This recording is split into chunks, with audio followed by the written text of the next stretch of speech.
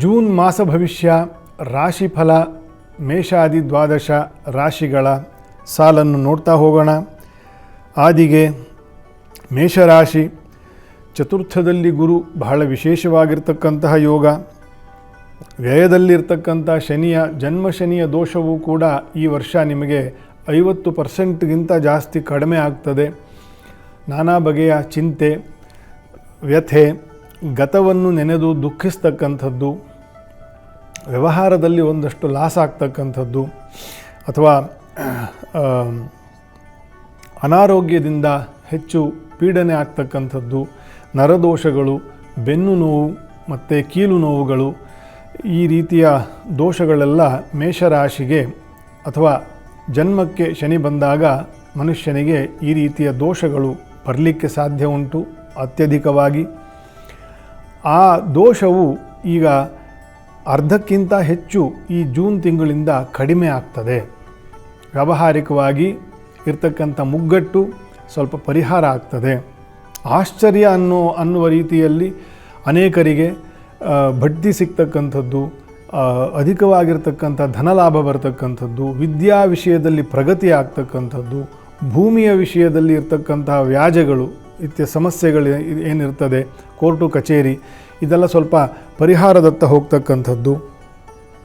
ಈ ರೀತಿಯ ಒಳ್ಳೆಯ ಫಲವನ್ನು ಚತುರ್ಥ ಉಚ್ಚ ಗುರುವಿನಿಂದ ನೀವು ಪಡೆಯಲಿದ್ದೀರಿ ಮೇಷರಾಶಿಯವರು.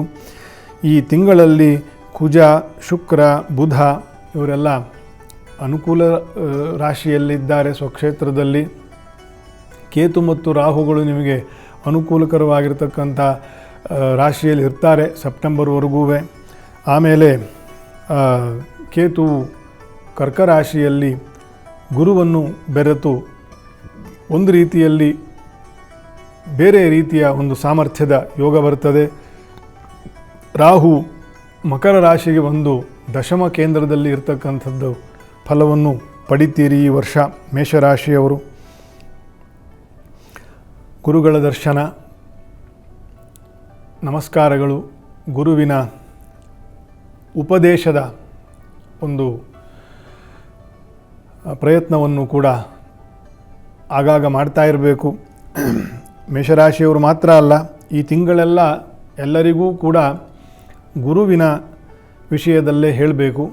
ಗುರುವಿನ ಸೇವೆಗಳನ್ನು ಹೆಚ್ಚು ಮಾಡ್ತಕ್ಕಂಥದ್ದು, ಈಶ್ವರನ ಸನ್ನಿಧಾನ, ಶ್ರೀಕೃಷ್ಣನ ಸನ್ನಿಧಾನ, ಇಷ್ಟಗುರು, ಕುಲಗುರು, ರಾಘವೇಂದ್ರ ಸ್ವಾಮಿಗಳು, ಈ ರೀತಿಯ ಪ್ರತ್ಯಕ್ಷ ಗುರುಗಳ ಸನ್ನಿಧಾನ, ಪ್ರತ್ಯಕ್ಷ ಪಾಠ ಮಾಡ್ತಕ್ಕಂಥ ಗುರುಗಳ ಒಂದು ಅನುಗ್ರಹ, ಇದೆಲ್ಲವನ್ನು ಕೂಡ ಸೇವೆ, ದೇವತಾ ಸೇವೆ ಅಂತಲೇ ಪರಿಗಣಿಸಬೇಕು.